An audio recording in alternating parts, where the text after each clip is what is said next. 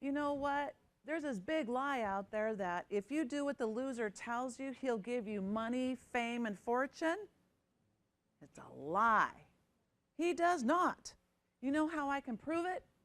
Judas should have been handsomely rewarded. Was he handsomely rewarded by the devil? He was not rewarded. 30 pieces of silver, and he threw it on the floor, and then he ended his life because he felt so awful. So the loser does not reward his people. But does God help us? Oh, yes, he does. He does reward us. So continue, verse 2.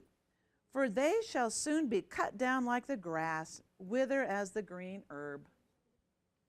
And here's some good stuff. Trust in the Lord and do good, so shalt thou dwell in the land, and verily thou shalt be fed.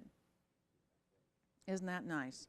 There's so much wonderful, the whole chapter. But let's jump over to verse 23. This is so wonderful. It's all wonderful. The steps of a good man are ordered by the Lord, and he delights in his way.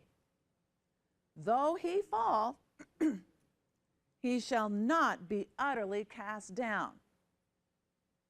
For the Lord upholds him with his hand. And then I'll finish with this verse, and you can finish it for me. I have been young, and now I am old. And yet have I not seen the righteous forsaken, or his seed begging bread. Does God take care of us? Yes, he does. The whole chapter is just wonderful. So tonight when you go home, you have to read Psalm 37. This just stole my whole thunder. This is beautiful. And I want to give you a little update too with prayer. Thank you for praying for my daughter. And she has been stressing all week getting ready for this exam, and she hasn't met the Lord yet. God hasn't introduced himself to her. She hasn't found that connection yet. And so we've been asking, Lord, show yourself, just like you did to each of us. He does this. And, maybe he'll do it through this exam, So today's yesterday. So yesterday morning, I declined to work extra overtime, at work because I wanted to be home with her as she got ready for this. So I was helping her, with paperwork, and you got your pencils, and you need a healthy food, get some avocados and some beans and maybe a B vitamin complex, help her calm down. And then we read a story about a good King Jehoshaphat, how 3 enemy nations were going to attack him. 3 enemy nations. That'd be like Canada, Mexico, Nicaragua are going to attack us in California. There's no way we could fight this. And good King Jehoshaphat was so worried. And the Lord told him, you're not going to fight this battle, for the battle is the Lord's. So good King Jehoshaphat did not give out the Navy SEALs and we're going to sneak on this. He brought out a choir. Have you ever gone to battle with a choir? I'm not going to win this on my own muscles, so let's bring out a choir just to prove it, And it says on there, when they began to praise the Lord, and the words are, praise the Lord for his mercy endures forever, the Lord sent battlements. I'm not sure what battlements are, but the 3 nations attacked themselves. Attacked themselves. And it says it took Judah 3 days to collect the spoil and the booty. So I told Vanessa, how are you going to praise the Lord during this exam? You have to praise the Lord. It calls the angels. And I said, you're going to sing in your heart, rejoice in the Lord always, from Philippians. Rejoice in the Lord always. I reminded her the song, Get it stuck in your head. Rejoice in the Lord. And one of my coworkers says, tell your daughter not to be worried. A lot of people don't pass this on the first try. The world's not come to an end. And she did. She passed. So it's a miracle. So thank you. The Lord's revealing himself. So now we're going to talk about stress. Now, yes, sir. Excellent. How does it go? A merry heart. Ugh.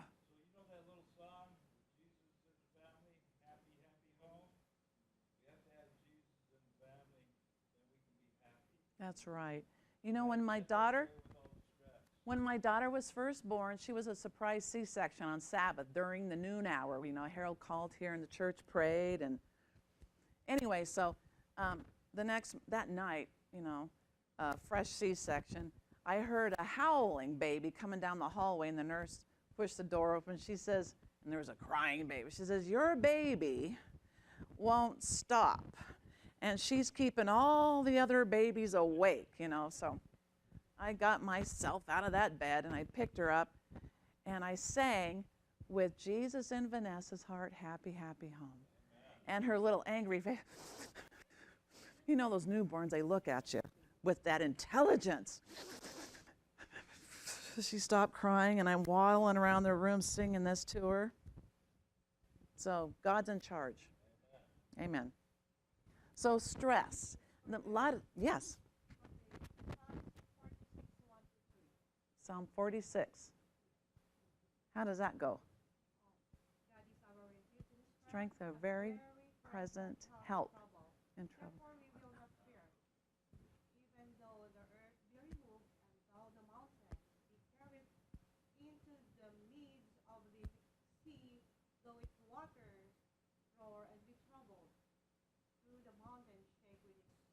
That sounds like the seventh plague, or the seventh seal. The whole earth is in destruction all around, and the loser can't protect his own people. But God, right? Fear is killing us. So a lot of this information came from Time magazine. Of course, it's from an evolutionary standpoint, but we know it's not evolutionary. So let's see. First comment here is, what is stress? Stress is anything I perceive as a threat. Anything I perceive as a threat is a stress to me. The 91 freeway was a threat for a long time, but now I've decided it's not a threat. Not for me. Okay. Who's in charge of my stress? I am. God is. I am. I'm in charge. I can decide what to worry about. And of course, who has stress? We all do. We all do. There's acute stress, good stress, bad stress. We're going to differentiate that. And we're going to talk about stress management. I'm sorry? Green? Oh, okay, sure. Thank you. Thank you, Andre, for all this. Okay. I just push this button. Oh, that's like a cat toy. All right, thank you. Oh, that's nice. Can you see this better? Okay.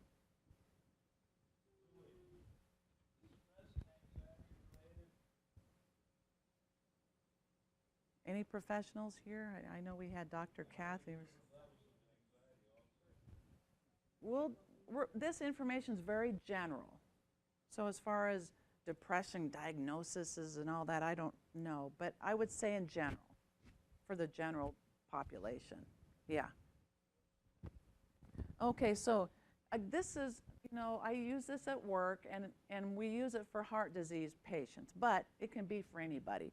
Heart disease and stress not only affects your body, but it also shows up in your emotions and relationship with others. And we're complicated beings. So too much unresolved stress can show up in your body, mind, behavior, and emotions.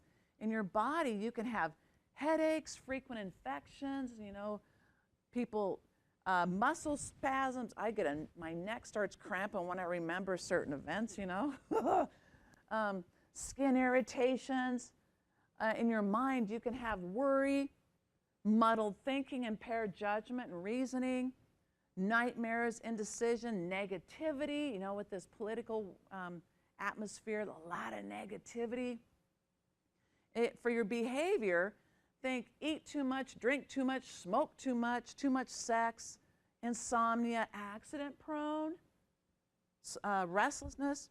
And on your emotions, I think of this a lot with children. When children are stressed, when you're parents, you can recognize the change in behavior. More fussy, irritable, depressed, apathetic, loss of confidence. Some of that can all come from too much unresolved stress. And these are some biochemical reactions. I'll skip to that and come back in a minute. There's not going to be a quiz on this. So the physical response to stress is fight or flight. We have only one response to stress. That's it. We've only been designed with one response, the physical response. And that's appropriate. If your house is on fire or there's a car accident, and this is a picture of a caveman with a saber-toothed tiger looking at him, that's appropriate. Yeah. It's the fight or flight. That's all we have. Now, so imagine, to explain this response, picture yourself in this situation. You're in a cave, and you wake up with something growling in your face. You know, one year at the church, we took people camping up to Barton Flats, and that was a rough Friday night. We landed up there, so Sabbath morning, I guess I was still asleep in that little pup tent. Something started sniffing right around my tent, right there, sniffing. And it was big, whatever it was sniffing, and I froze, and it was sniffing all around. And then I heard a lady's voice say, "Come here, boo-boo, get away from there." Boo-boo. It was a big basset hound. I looked out the window. I didn't know what that thing was. I was terrified and to freeze. Yes. Okay, so in this moment, it says our body's physiological response to stress is the same way no matter what the stressor is, whether it's physical or emotional stress. So for instance, what's going to happen in this moment? Fat and sugar pour into the bloodstream. This is stored in the liver. Pour it into the bloodstream because he needs to either fight this thing or jump away. Number 2, breathing, heart rate, and blood pressure increases. Yeah, it has to. Number 3, this is a surprise, digestion slows down or stops. He does not need to digest his taco right now. Not now. Yeah, your body can't do everything. Right now, that digestion is stopped. Here is a surprise. Your blood clotting cascade is activated for 20 minutes. Your blood is thicker for 20 minutes in case you get bit, so you don't bleed to death as quickly. The whole purpose of this is your senses are primed, muscles are tensed, and all systems go. The goal is to survive the next 20 minutes. That's all we got. And this response is appropriate for the situation, external physical danger. Now, we've all been in those car accidents on the ice in a dark, foggy road. You know how you spin around. The angels are often involved. You know how your car spins and you get out of the way and the cars are all jammed up, and when the moment passes, you know how you have that cold sweat and you're shaky? That is a leftover response from all this. It's very toxic, but it's necessary for the survival. When I lived in Uchee Pines, my single wide caught fire one night. A single wide trailer, and I remember my roommate in the other room woke up. She saw flames dropping from the ceiling, and she says, "Hey, the house is on fire." So I woke up, grabbed my coat and Bible, no glasses, no shoes, and I ran out. I ran barefoot on pine cones, rocks. I didn't feel anything, right? Didn't feel anything. I ran to the next door, grabbed a phone. The lady in the house let me in. And I called the 911, and the voice says, there's no volunteer fire department in your area. And I remember collapsing on the floor. You know, I dropped the phone. My house was a towering inferno. Somebody else came in and took the phone. Well, then find a department, you know. But that was kind of a moment of, I didn't have any more energy, right? So this is appropriate. Let's see. So just to give you a hint of all the expensive biochemical reactions that happen in that one moment.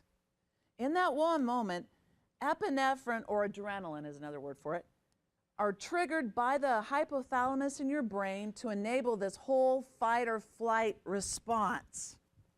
Number 2. Huh? Yes, you've all had stories.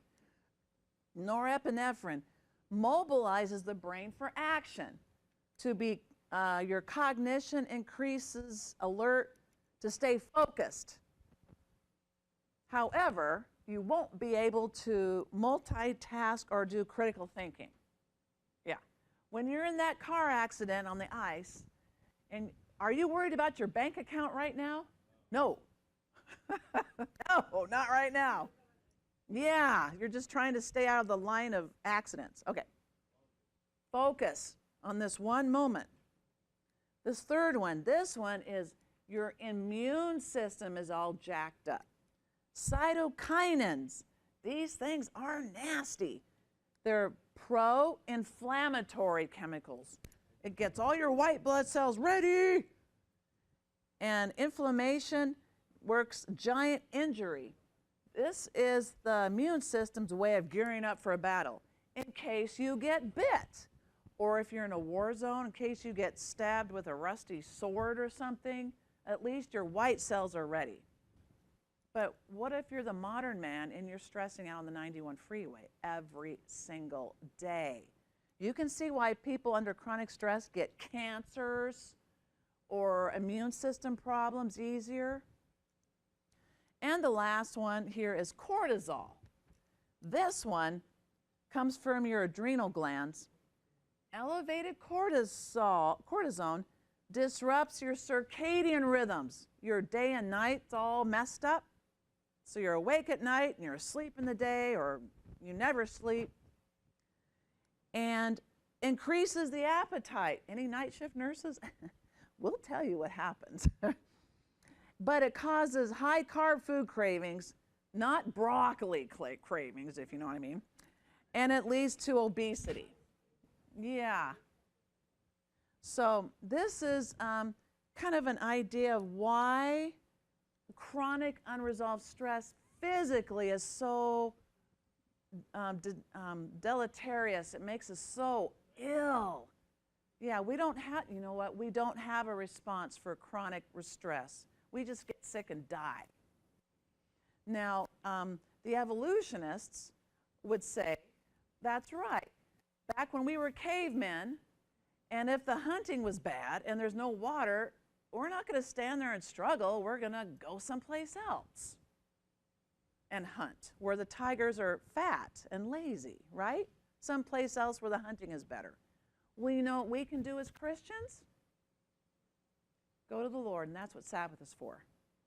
Turn that stuff off. You can't control it anyway. Yeah. The whole, I'm sorry? I will give you rest. Yeah. We need it. Because the loser is trying to eliminate us and his people, all of his people. He should have helped Judas, but he didn't. You know? Did Jesus help Peter? Yes. Did he help John? Daniel? Paul? Does he help us? Yes. The loser is a murderer, a thief, and a liar. Yeah, he doesn't take care of his people. Okay, those are the chemical reactions there. Okay, so now we're going to make a decision. Time for action. We're not going to react to stress, but choose. We're going to respond. The secret is not avoiding it, but manage it. and have realistic expectations. And identify what's causing me to feel so stressed and out of control about something. And do something positive to combat this. And I'll have some examples of real life people who did some things. I guess we'll do that now. Okay. So in America, it seems our two main sources of chronic stress, chronic unresolved stress, comes from family, family, and work commute related. Okay, so we'll talk about those. So let's talk about the easy one, the commute. Where I live, it's the 91 freeway. What about out here, the 60, the 215? What do y'all like? None of it. Is it ever going to get better? No. So we can solve that right now. It's never going to get better. The freeway will never open up for me. There's crazy drivers, you know. We have to give them some peace. Maybe they're giving birth in the front seat. We don't know what's going on in their lives. That's on them. We follow the Lord. I had a guy that he was self-employed, and he lived in Riverside, and he had his own business. He did irrigation for landscaping for people's front yards, residential landscaping, and all his customers were in Irvine. Follow the money. How is he going to get from Riverside to Irvine? Right? And so he says, I would get in the car in the morning, and I could just feel a cold sweat starting up, just knowing what was coming. And then the phone would ring, and it'd be a homeowner. If you're not here by 9 o'clock, I'm going to cancel because you're late. Well, lady, I can't control the freeway. You know, so he was just in an impossible situation. And then, of course, he has a heart attack and a bypass and blah, blah. So as he heard some of this, he decided to change his business. He thought he was going to have to quit. But he decided to change his business a little bit. He decided to copy Sears or Best Buy. You know how that works? I'll be there between 9 o'clock and noon, or whenever. I'll be there between 9 and 3, whenever. Well, what do you mean? That means I have to take time off from work. I'm sorry, ma'am. Do you need to reschedule? Whatever. So for him, he said that was a relief that the time was not on him. He'll get there when he gets there. For him, that's what he decided to do. Yeah. You know, so think about your family get-togethers, and I know you love Christmas, and it's going to be so much fun. So this is what I decided I'm going to do. I'm not going to spend all day over there, 2 hours or whatever. I'll bring the dish they want me to bring. The time is limited. And when the kids are fighting and the dogs are barking and the sour cream hits the sofa, I'm going to say, hey, I'm going outside to go look at Christmas lights. Who wants to come with me? And I'll bring the kids and the dogs, and we'll all go outside and go for a walk, look for Christmas lights, whatever, just to put a limit to the bedlam and the noise. You know, some families have certain ways of managing things. So that's one way of, giving myself some sanity, a limit. I love it, from here to there. I can only do so much. That's one option. Okay, here's a work-related commute story. Young guy, late 30s, he has a heart attack on the 91 freeway. He lived in Corona and worked at SpaceX in Hawthorne by the airport. Monday through Friday, 9 to 5. The poor guy. So he has this big heart attack and one stent, and he has congestive heart, skinny young guy. So he's pedaling the cycle, and he's listening to some of this, and he thinks, I can't go back to that job.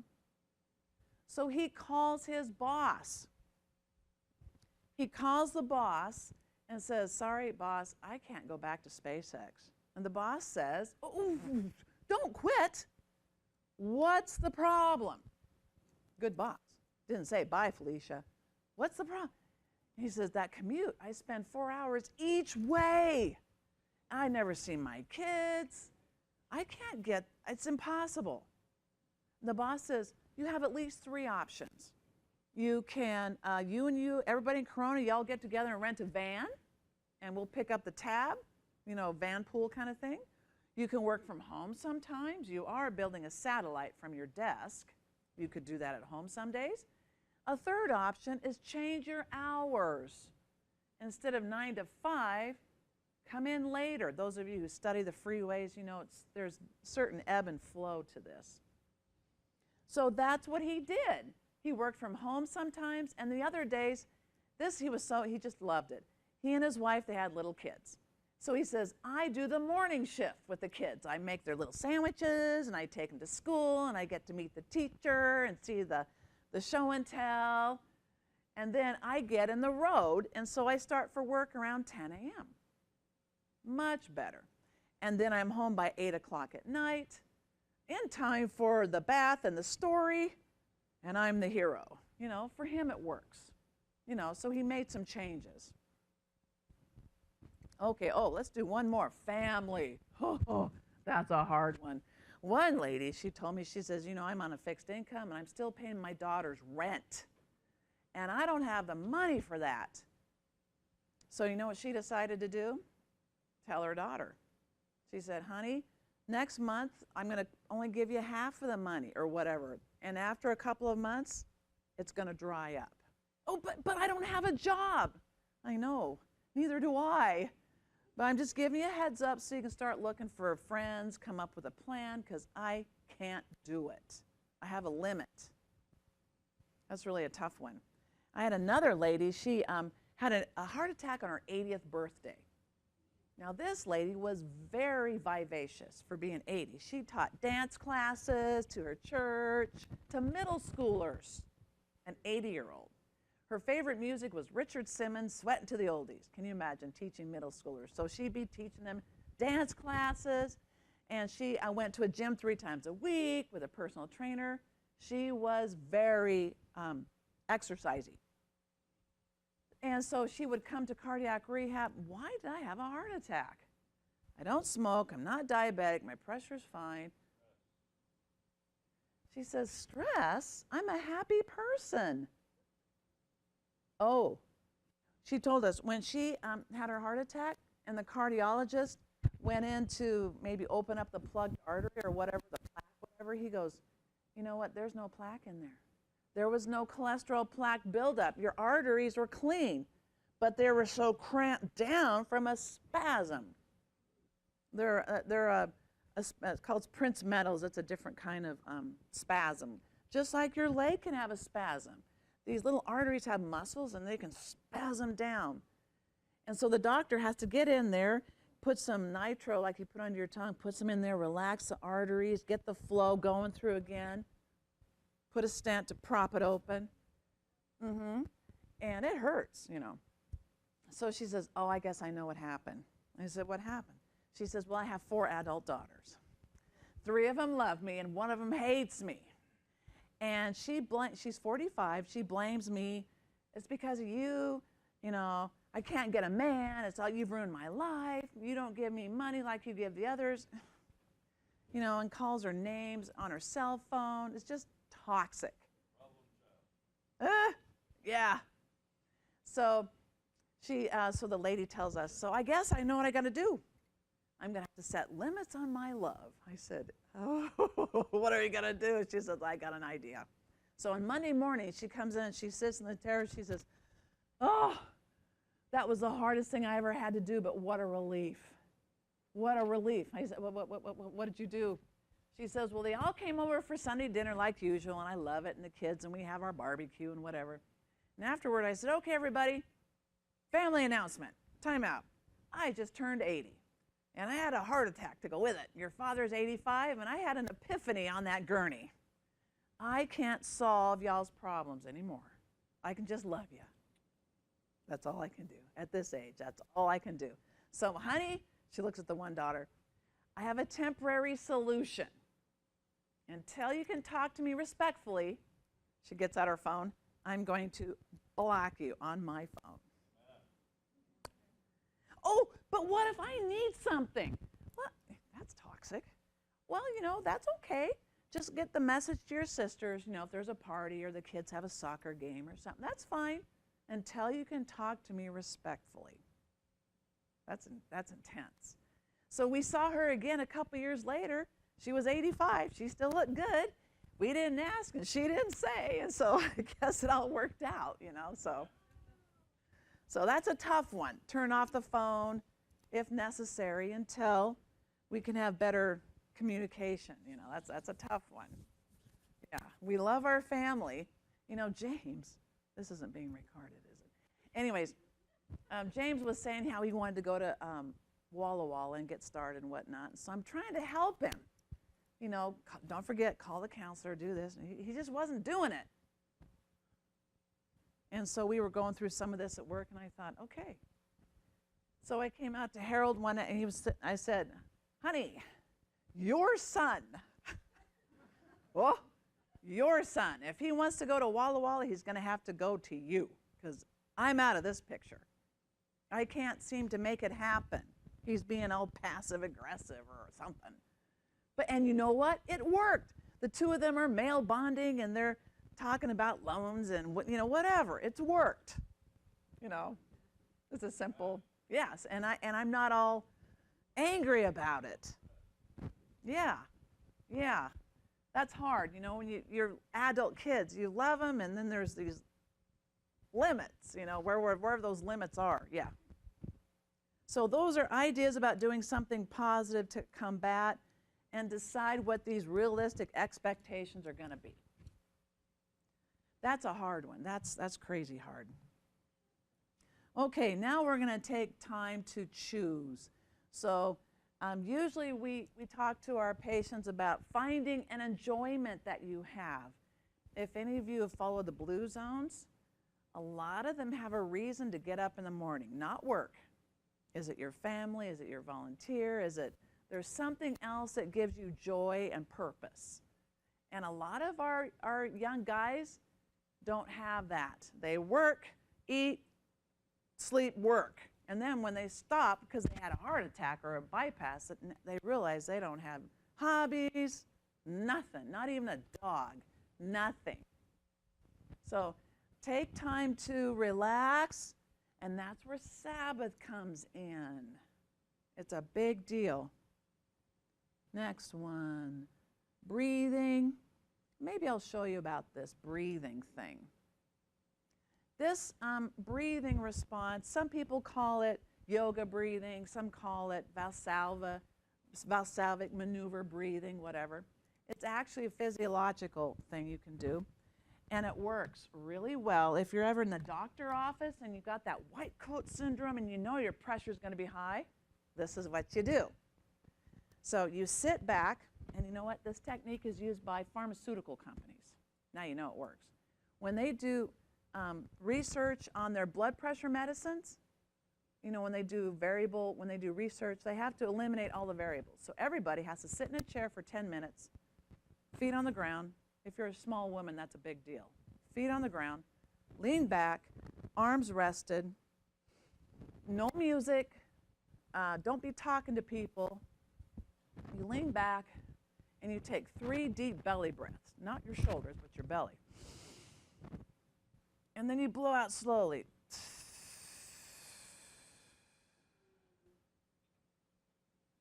And you do a second one. I'm not going to do a third because it makes me dizzy.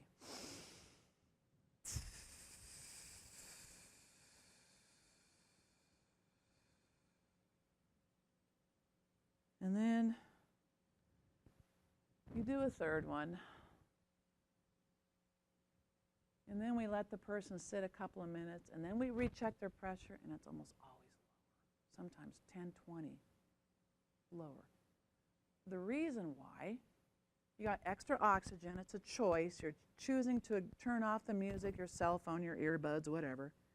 And there's your diaphragm, right? Your diaphragm's this giant muscle. When you take a deep breath, your diaphragm is pulling down like a big syringe, like on a turkey baster, syringe. And it's a big muscle. Doing that there's a word. It decreases interthoracic pressure. It's like it creates negative pressure. And it's a relaxing phase, and it kind of brings your pressure down. If you're in the middle of the night and your mind's just thinking all crazy and you can't calm down, try that. And it might be just all you need to relax. Another thing when I can't sleep like that is I count my blessings on my hand. I'm thankful Vanessa passed. I saw my